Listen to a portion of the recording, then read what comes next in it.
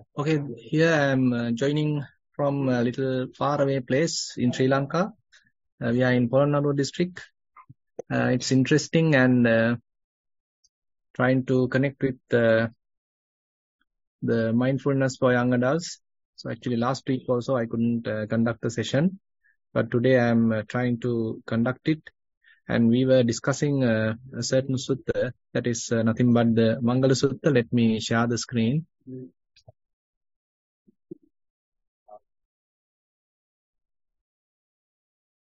So as you know, Mangala Sutta is one of the interesting and very popular sutta where Buddha discuss about the blessings. So what are the blessings? So this is a kind of a question arisen among the humans as well as in the celestial beings. So what is a real blessing? So at that time, certain people actually thought what they have seen is a blessing, and certain others thought what they have heard is a blessing. So likewise, different opinions were there. And ultimately, they decided to come to the Buddha, and they are asking the question from the Buddha. So now Buddha is giving a series of blessings or a series of occasions where it would become a real blessing. So there are actually the Buddha's answer here is very much a very practical answer. So that among those blissful states, or otherwise we can say the blessings, so most of them are very practical, where human beings have to work hard and come across a proper path, and in that path they have to properly practice. So that becomes a sort of a blessing. So that is what we are discussing here. And already we have discussed several verses. And let me start with today with another verse. Arati virati papa majjapanacha sanyamo apamadocha dhammesu etam mangala muttama. And so this is a very common thing and known to us. Arati virati papa. So very much like abstaining from all the evils. So that is the basic teaching of the Buddha. Sabba papa sakarana. So same thing. Arati virati papa. So you become fairly away from all the evil deeds, all the unwholesome deeds. And majjapanacha sanyamo, refraining from all the intoxicants. So basically, so these are, you can see that certain facts are there fairly related with the practice, and certain other facts are there which are related with the morality. And these things are fairly related to the morality, where the majjapanacha sanyamo, suramere majjapamadattana veramani sikkhapadan samadhyam. So this is the fifth precept that we all know. So that Buddha mentioned as a blessing. So you can understand its practical implication.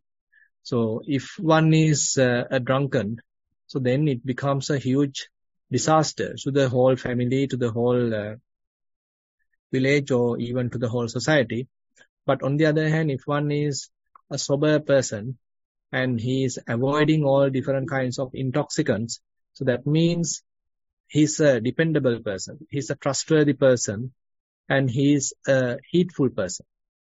But on the other hand, if one is not a heedful person, he is negligent about his own practice, he is neglectful about his own conduct and the morality, so then he can become even addicted to certain intoxicants.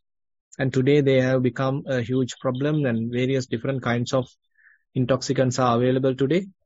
And even more than Buddha's time, now these problems are quite difficult, and even difficult to solve even by the governments, because they are not easily traceable even. And people use various techniques to sort of hide those things and somehow use these intoxicants, either using the drugs or either using some form of kind of liquid form or either way. So somehow they use certain intoxicants so that they become completely insane. And but on the other hand, Buddha highlights, so if one is capable of avoiding that, so if one is maintaining a sober quality without using any of these intoxicants, so there Buddha mentioned it's a blessing. Apamadocha dhammesu. So heedfulness in good qualities. So there are various good qualities that one needs to acquire, one needs to develop. And so if one is heedful in developing all these good qualities, so that becomes a real blessing. So we know that as a say for example, as a young child. So he has to develop certain qualities like, say, understanding, certain amount of wisdom, certain amount of concentration. Even his young age, if he can develop, so it becomes a blessing. And as a young adult, if one can develop those qualities, so it also can become a certain, say, blessing. In certain other previous occasions, Buddha mentioned that if one is now professionally a well-to-do person, if he know a certain kind of a profession, a craftsmanship, so that is also a blessing. So likewise here, particularly highlights certain spiritual qualities, where one is heedful about developing certain spiritual qualities, either in the young age or either in the young adult age. So if one is heedful about developing that, so it becomes a kind of a blessing that even when one is sort of affected by various ups and downs of one's life, still these spiritual qualities become one's kind of savior or kind of refuge, because they are inbuilt to one's person. Now, say for example, the other, whatever the material acquirements, materially what we have obtained, so they are very temporary and they are fairly subjected to various situations. Either through the fire they can be destroyed, either through the floods something can be destroyed, either someone can steal everything, either government can take them back. So likewise various situations are there. But if one is developing certain spiritual qualities, then it becomes a certain blessing. So then even though such kinds of ups and downs, vicissitudes of the life happen, one somehow can manage the whole situation. So it becomes one's strength. So likewise, apamadocha dhammesu. So without being heedless, one is now heedful about developing these things. Nowadays what happens is people have various other priorities. So they think, okay, I can do this once I become quite old, or once I take retirement, or when my children have become adult. So likewise, they have various reasons to postpone their spiritual journey. But on the other hand, if one is taking care of that, if one is giving some prominence to that, then that means one is heedful. Not one is heedless, rather one becomes heedful, that without neglecting the opportunity. Because we don't know when we would get another opportunity to develop these kinds of qualities. So if one is heedful about developing these things, so it becomes a blessing to oneself and it becomes a blessing to others as well. Now, there are 3 blessings here Buddha described, and then we can go to the next one. Garavocha nivatocha, santutticha katanyuta, kalena dhamma savanam, etam mangala muttama. Garavocha nivatocha. So, having some kind of a reverence to the others. Now here, there are various people who are sort of deserving certain amount of reverence. It may be, there are maybe ones who are quite elderly people. They are our elders, or they are our teachers, they are our parents. So in order to sort of respect them, we have to have a certain amount of humility. So that is actually the nivatocha. So we can see that nivata, the quality of nivata, that means the quality of the humility, is something Buddha recommended, so that one becomes sort of down to earth, fairly a kind of a humble person. It doesn't mean that one is completely kind of a timid person, but rather what is highlighting here is one is not conceited, one is not sort of proud, one is easily sort of approachable. And on such a person, it is quite easily one can develop this garavocha. One can develop kind of reverential attitude towards a good person. Suppose towards a Buddha, to the monks, or whoever the quality people, some wholesome people, or sappurisas. So likewise, so when one recognizes that certain person deserves certain kind of a respect, so one's mind is capable of doing that. Sometimes what happens is because of the conceit, even though the other person is quite capable, other person is quite reverential, still our mind is not capable of giving that reverence, giving that sort of deserving attitude because of our own conceit. But on the other hand, if we have a certain amount of humility, that if we have a certain amount of understanding, then we can overcome conceit and we can actually bow down. So that is not an easy quality because of various reasons we can become conceited and we can become proud. But on the other hand, if we are able to recognize our conceit and overcome that conceit, and instead if we can develop certain humility within ourselves, so then it becomes kind of a strength so that we can even pay respect to another person. We can bow down in front of a good person. So that is spiritually recognized as a good quality. And santutti cha katanyuta, santutti, contentment. Actually, the contentment is another very interesting quality because nowadays these things are very rarely discussed.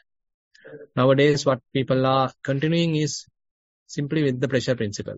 As much as possible, earning enough money and satisfying one's senses, gratifying one's senses. So this is the simple pressure principle that the people are following.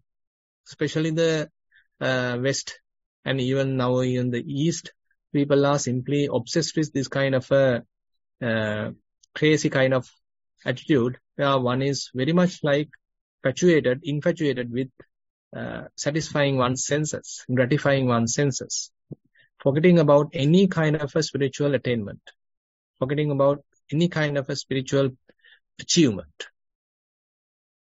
And santutti is one of these spiritual attainment.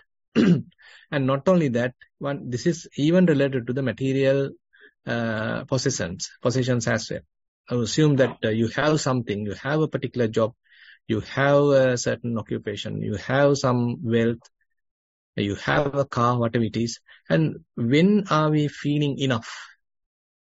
When do we think that this is enough for me?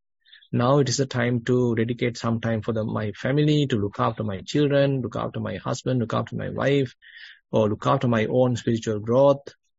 No point of continuously going after money or wealth. What I have earned is fairly enough. And this sort of an attitude is very rare.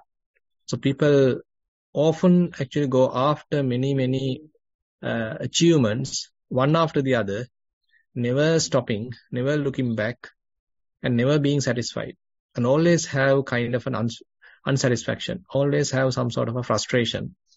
And that's why Buddha mentioned, uno loko, atitto, tanha dasu. So always this world appear like kind of not fulfilled, never feel fulfilled, always feel unsatisfied, something is lacking.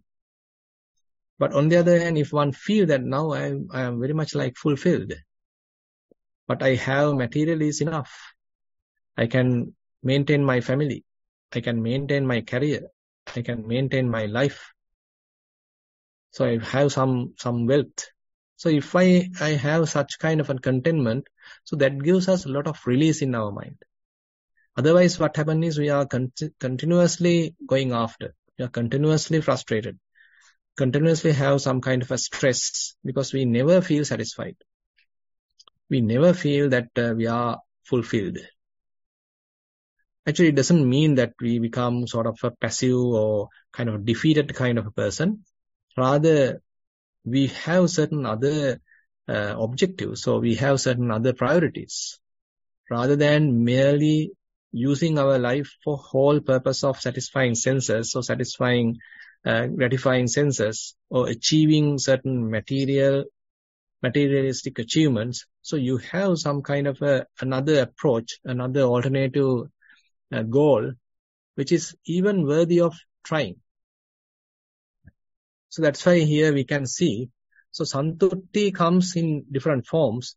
So when you have enough wealth materially, so you can become satisfied. That is one thing.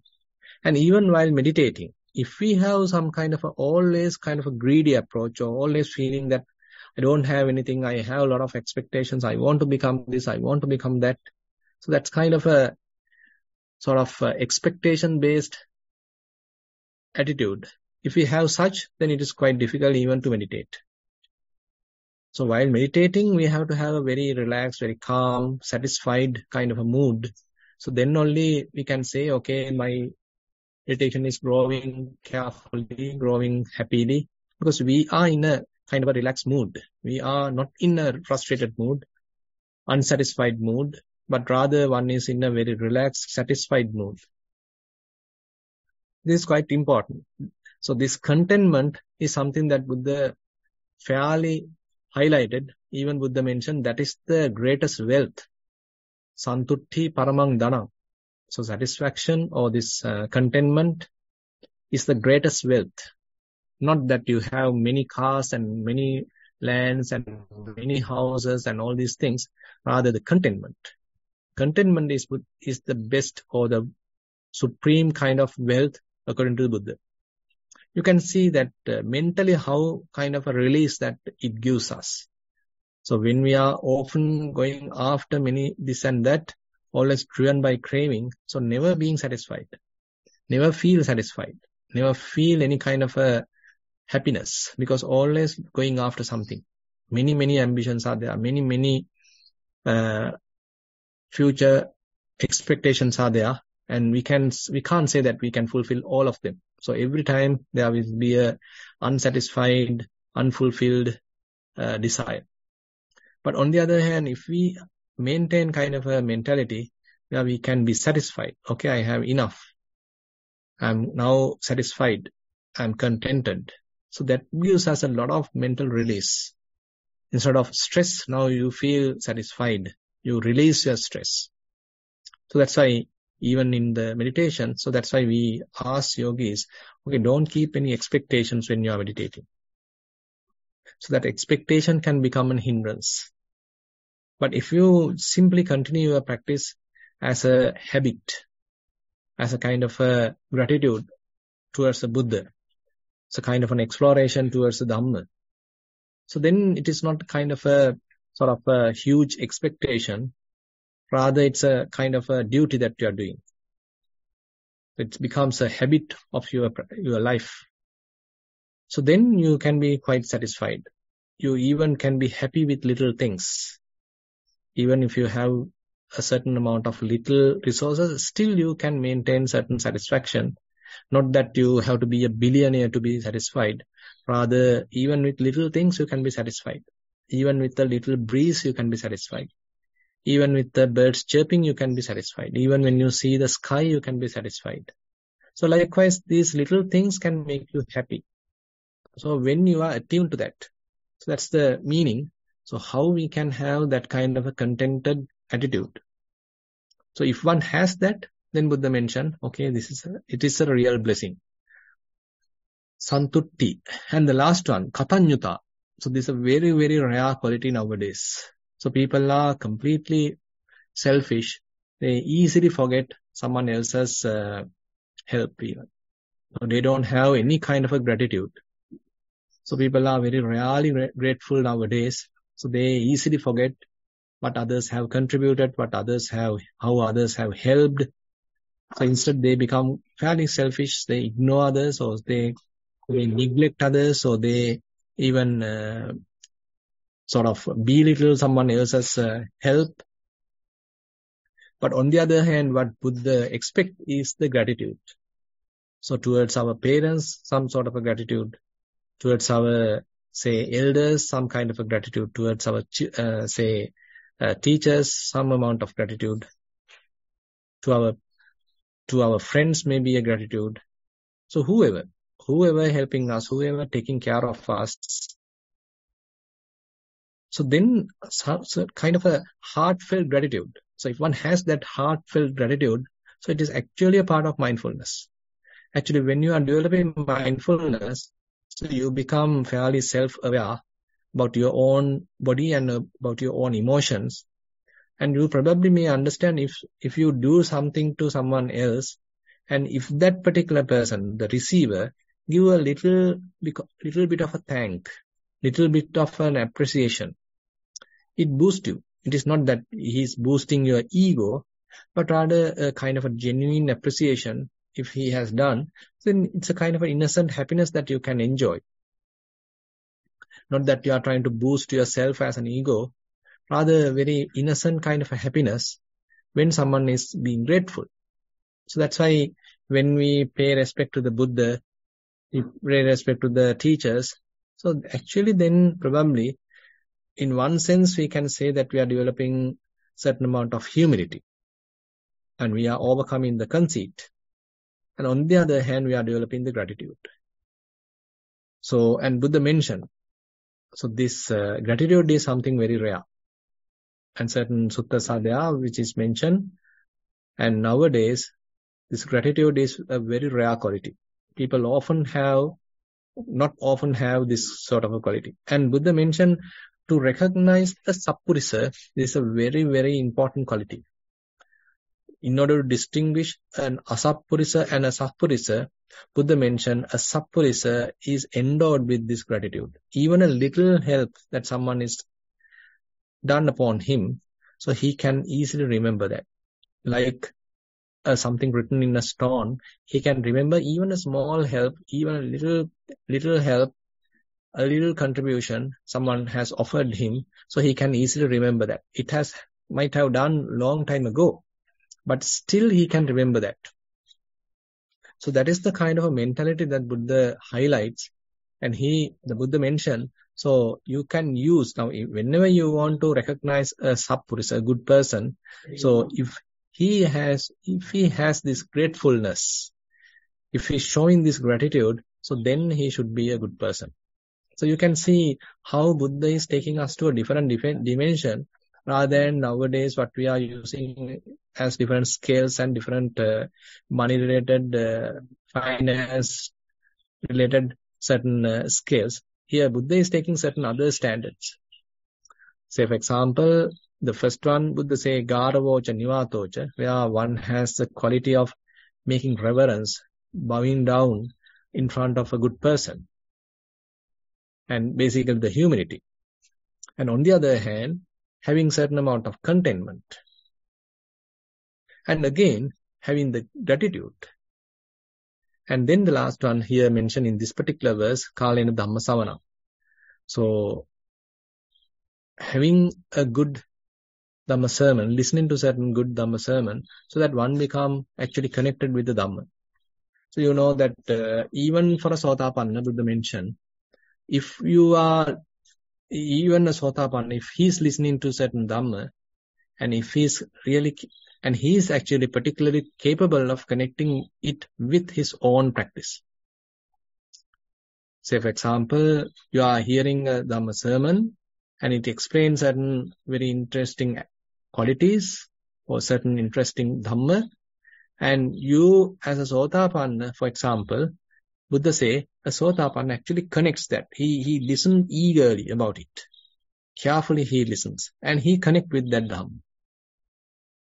And not only that, this Dhamma Savana is actually helping us to develop certain amount of Sutta Jnana. That means the learnedness. That is also important, because it is not that we are going in this kind of a journey. Rather, again and again, we have to refer the Buddha's teachings so that we get a proper alignment. Kalena Dhamma Savana. So at the proper occasion, that timely listening to Dhamma sermons actually helpful. Because sometimes we feel confused, sometimes we feel perplexed, sometimes we have various doubts. On such occasion, actually, listening to Dhamma sermon may really help. And on the other hand, it may even uplift our morale. Even it may encourage our practice. So likewise, practicing for the practitioners. So these qualities are very important, and these are actually a blessing if one is having.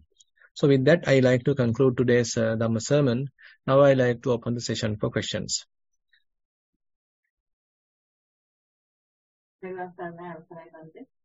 Yeah. We have 6 questions today. Right. Question number 1 of 6. This is about drinking tea. The tea was warm and sweet with a hint of a milky taste with it. The tea was a bit warm at the time. I held onto the cup with my right hand and handle from the left. I held onto the cup with my right hand and the handle from the left. I brought it up to my mouth. Steam from the tea slowly fogged my glasses and therefore my vision. The aroma of the tea was sugary, like it had malt in it. The tea was warm against my upper lip and teeth. The tip of the hard palate, which acted like gum behind the 2 front teeth of mine, began to feel a bit numb due to the heat of the drink. Breaths taken in and out caused the fog in my glasses to come and go. Occasionally the fog would cover my entire glass. Sometimes it would not. When I took the first sip, I felt my tongue moving in a rhythmic pattern. First, it would fill a gap created by the central area of my tongue against the hard palate of my mouth, while up until the tip of the tongue created a small chamber for the tea to residue. Next, it would fill up the gap as I took a sip from my cup. Once it's filled with the warm sugary fluid, the tip of my tongue would find its way to the hard palate, creating a transverse wave, sending the tea along my mouth and on its way to my stomach. When I swallow it, I can feel warm substance traveling down my throat and to my stomach, where I can't feel anything. The tea had left a warm tingle in my mouth. I could feel the tea had numbed my front teeth and gum, while I felt a slightly starchy and sugary taste remain in the middle of my tongue. The next few sips of tea were slightly faster, through the rhythmic pattern of the transverse wave still remained.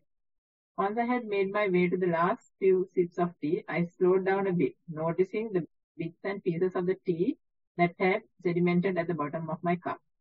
I was careful not to drink it, as it was not very pleasant texture, in contrast to the tea. Once I had finished, I felt a warm sensation against my lips and the tip of my tongue, and a sweet taste against my tongue, which was left behind by the tea. This is a report on how I drank my tea this morning. I'd like to know how I could improve this. Much merit with metta. That's the end of the question. I think it's a quite good report that you have recognized even very subtle differences and very subtle qualities. And that is how actually again and again when we are developing mindfulness, even these subtle aspects of our experience we can reveal. So typically what happens is while drinking, so we are thinking. We can't fully involve with the drinking. Rather, our mind is completely distracted and we are thinking various this and that while the drinking is happening. But now mindful drinking means that you are fully aware of what is going on. Actually, the amount of detail that you can recognize is immense. So it depends on how careful you are. So depending on that clarity, depending on that resolution, you can know many information. So what you have revealed is also quite good. And you can continue, and not only even drinking and various other activities like having a bath or having your meals, etc. There are many opportunities which are available for us to develop mindfulness. And even Buddha mentioned that there is no any particular task that we can ignore, thinking that we can't develop mindfulness. Every task we can use to develop mindfulness, and your effort is quite good, and you can continue. Yeah. Question number 2 of 6. This is another question again. Dear Bhante, last time there was a question about the choice of having family life and children or deciding a holiday life.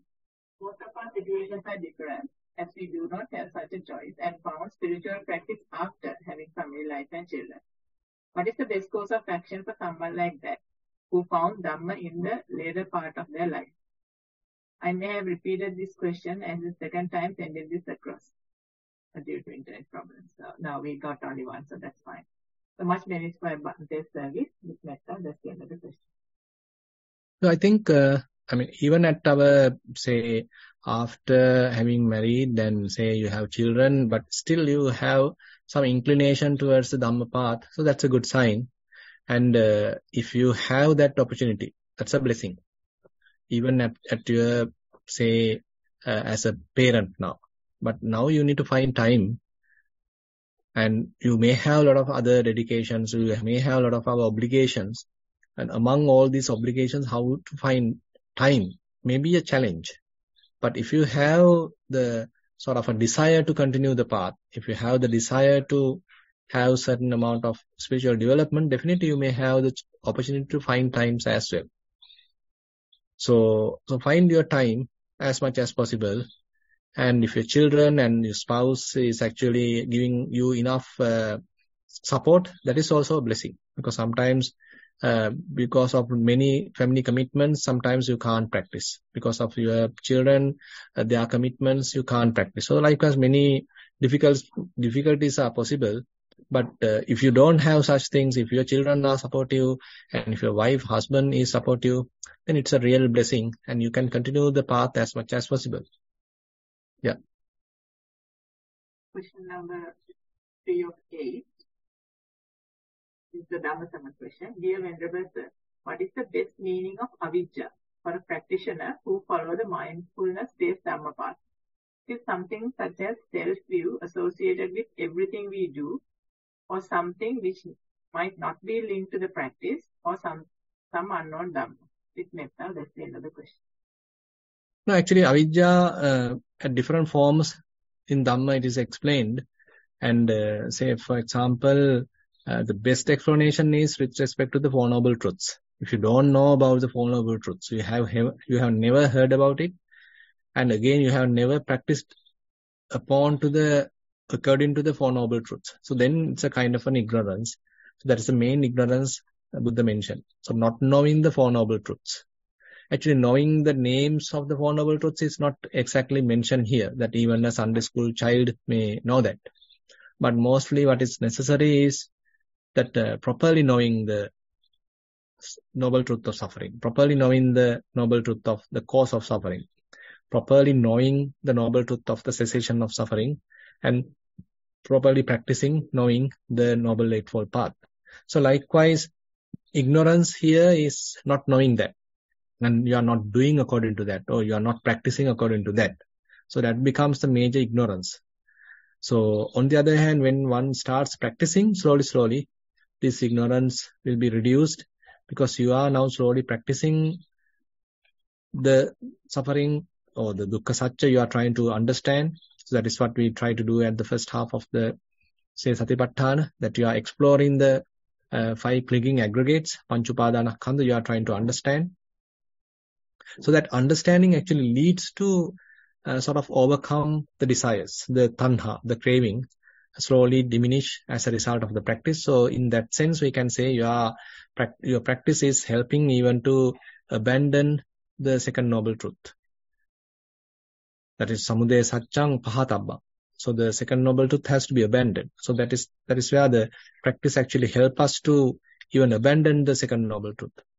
And the third noble truth has to be realized. So as much as possible when you are developing, so you time to time probably come across certain release state of suffering or release state of mind where there is no suffering at all. So mind is quite relaxed, mind is free from any grasping. So such kind of a thing. So the continuation of this whole practice is the Noble Eightfold Path. So likewise, proper understanding of the practice, so developing mindfulness and developing Sila Samadhi Prajna, so that is the most important thing. That means we are overcoming avijja. So instead we are now having the vijja or the knowledge, understanding. So therefore, the most important part of avijja is the not knowing of Four Noble Truths. Number 4 of 9, this is mindful sitting. Dear Bhante, today's guided sitting practice. When I scan the body with the help of the guidance, I can focus on various parts of the body and know the sensations really well.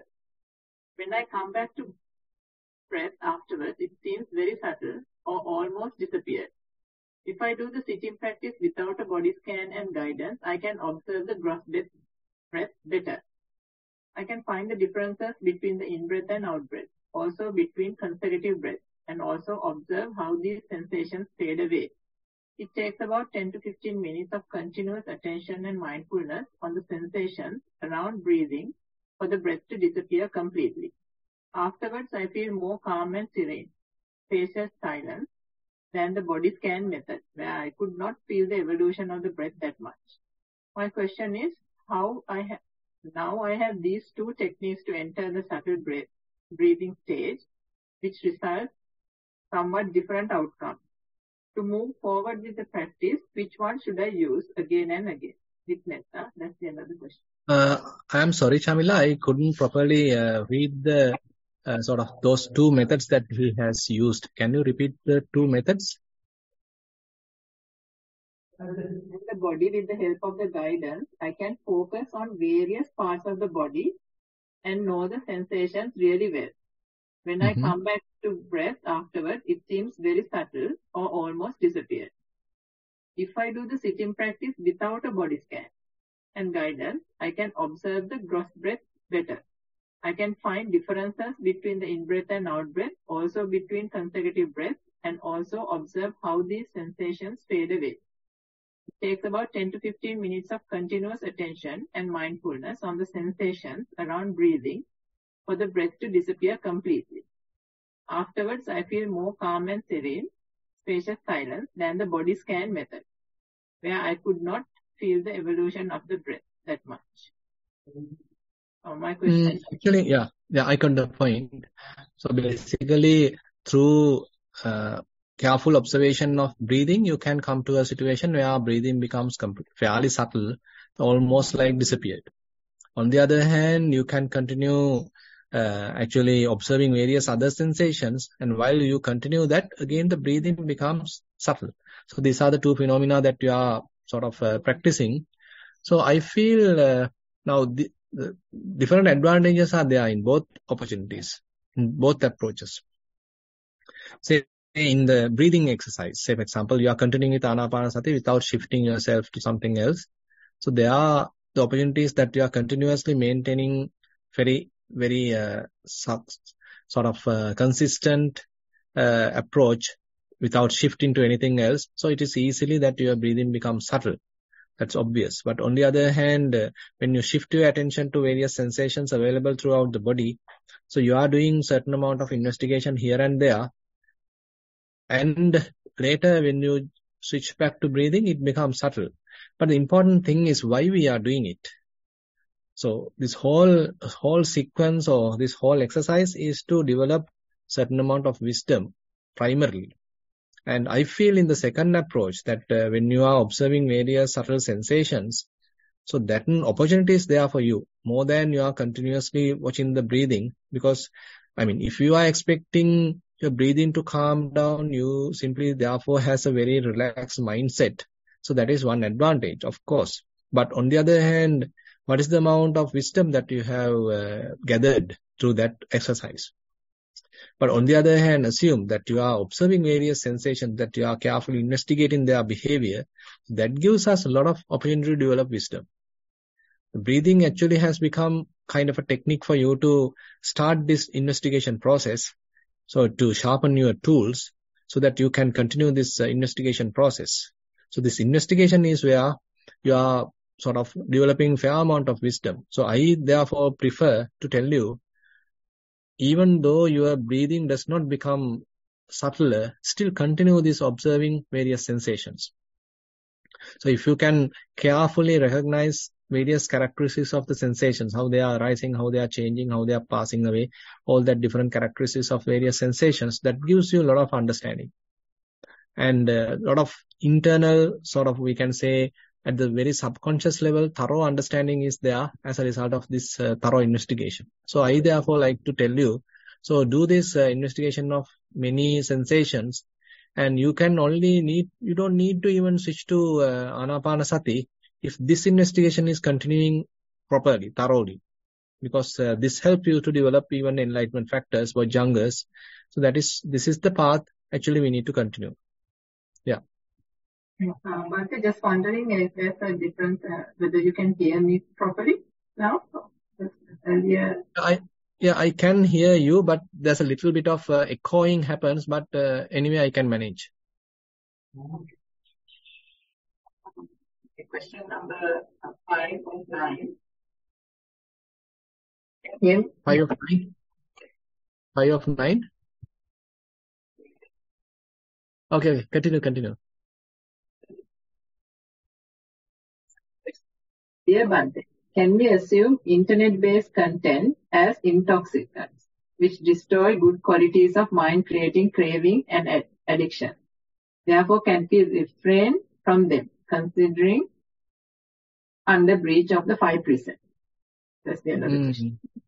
Yeah, there's a significant impact on that as well. Even a few days back, I heard that one university student of Jaffna University, I heard that he commits suicide because of kind of a video game, kind of cyber game or something that they are playing through the internet. So that is the problem. Actually, now whatever the technical advantage, whatever the technical opportunity, people can actually misuse. Now assume that right now we are using Zoom to discuss about the Dhamma, and someone else can use Zoom also to discuss something bad, or to even to say propagate something very bad. So it is not really the technology that is harmful, rather how people are using it. But only the other thing is that the people are using like YouTube and all these things in a way, kind of an addictive way. That if you are sort of using a particular kind of videos, so many of such videos are being again pumped again and again, so that you are being very much attached to that. You are being retained in that kind of situation. So you can become fairly addicted. You may be wasting a lot of time in watching YouTube and etc. So I can, to some extent, I can agree with you, but I can't say that even though we discuss this, we can't say that we can completely overcome that or we can completely stop that. Only thing is we have to be fairly mature to use it properly, to maintain certain amount of standard, certain amount of self-restraint when we are using it. We may not be able to completely abolish these things now, so it has become part of the whole society now. Yeah. Question number 6 of 9. That is a general question. Dear Bhante, is there a reason why someone would feel anxious or emotional while listening to chanting? On one occasion, I recently felt overwhelmed while listening to monks chanting. While listening in person, I started to cry. It took some time to calm down. I usually do not feel like this. Interested to know what Bhante thinks about this. With metta, that's the end of the question. Yeah, it can happen actually if you are connected with the Dhamma particularly, and if you can understand the meaning, what monks are chanting. Say, for example, you are chanting Karanimetta Sutta. And if you know exactly what each and every phrase, each and every word is meant, it has a very, very deep qualities that Buddha is highlighting. And even the Mangala Sutta, as we discussed. So there is a significant meaning to what Buddha has taught. So if we, with that kind of a mindset, with that kind of a gratitude, if we are listening, then definitely tears can even come. Because we are connecting with the Buddha, we are connecting with the teaching. So this is a possibility. So I can't say it is not, it is a possibility. That particularly it is not that you are sort of being charmed by the sort of the tone. Rather, if you are really connected with the meaning, if you can properly understand what Buddha has meant there, so actually it will connect you with the Dhamma. Question number 7 of 9. This is a Dhamma sermon question. Dear Bhante, based on your Dhamma talk today, I feel like we can be aware of the precepts and have a deep awareness of protecting them during various day-to-day activities. Can this be a part of mindfulness practice itself? With metta, that's the end of the question. Yeah, I definitely think so. Because, maintaining precepts is possible when you are mindful. Because otherwise we are sort of emotional, or we become sort of, impulsive.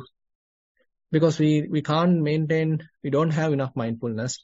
So since we are quite impulsive, we are reactive, and immediately we jump to conclusions, we immediately get into reactions, we immediately break precepts. But when we develop mindfulness, so that sort of immediate reactions become less and less, impulsive reactions become less and less, so we can have certain amount of self-management. So that is one result of mindfulness practice. So that means, so if you are developing mindfulness, we can easily maintain the precepts. Definitely it is true. That's all the questions we have regarding the practice and the sermon. This is actually regarding, the next two questions are actually regarding where Bhante is. And so it says, what is the location in Polonnaru where Bhante is connecting today? Is it a monastery to Nissarana? And can we come to these locations and meditate with Sangha if we have developed mindfulness, foundations of mindfulness? No, actually, I didn't get to the last statement. Is it a monastery related to Nissarana? And can anyone come to these locations and meditate with Sangha if we have developed foundations of mindfulness practice? And the question is, where can we find retreats Bhante conduct and can we join? Right.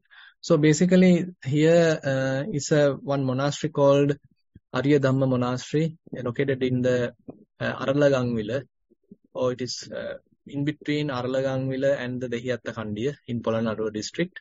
It is called Kajuwatta Monastery, and it's with around 20 monks, and it belongs to the Yogasrama Sanstha, Nissarana, Vanaya, and all these monasteries are belong to one group of monasteries called Sri Kalyani Yogasrama Sanstha. About 200 monasteries all around Sri Lanka belongs to.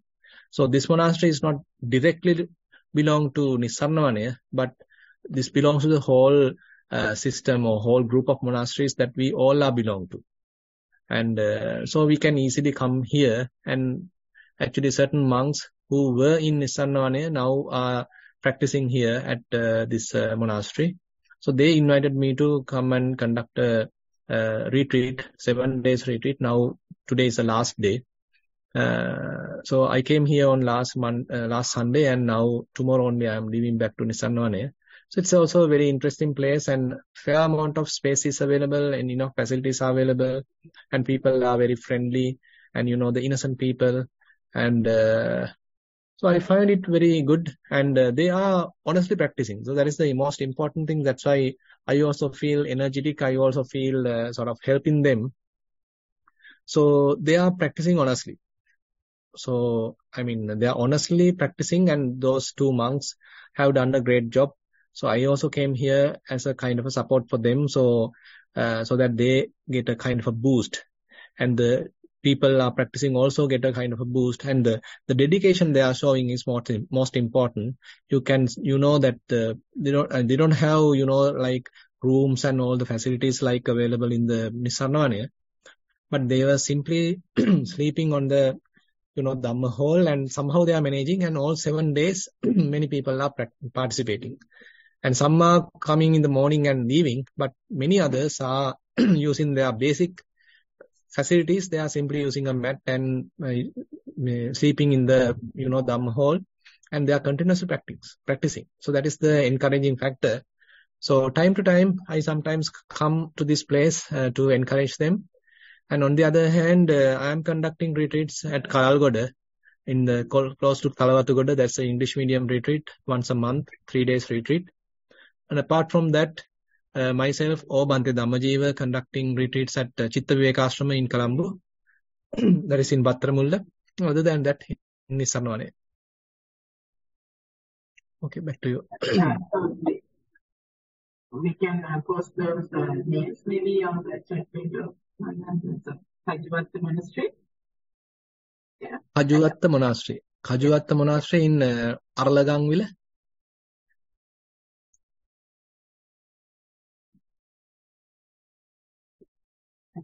Oh, Dehiyatta Kandiya. So both they are referring. Dehiyatta Kandiya or Aralagangwila. So that is the Can't hear you, Chamila. I didn't hear you. No, you are not muted, but I can't hear you. I don't know why. Maybe the internet problem. Can you hear me clearly? Can you hear me clearly? Really? But I can't hear you properly today. I don't know why.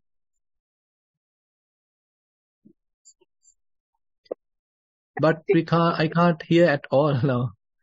Can you hear me now? Now, yes. With using a microphone, I thought it was more click better. Ah. Yeah, but otherwise they just say that they can't hear me.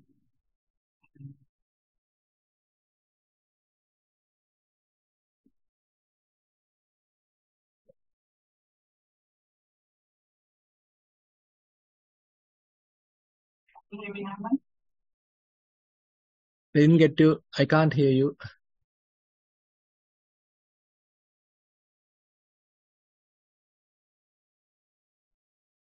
Is it better now? Yes, now better. I think we will be ending the program now anyway.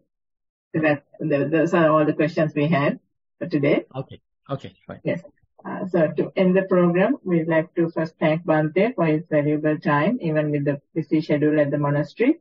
To all the supporters of this program, both seen and unseen, and to all the participants for joining today for practice and also sharing their questions. Sadhu, sadhu, sadhu. Thero Saranai. Yeah, Thero Saranai.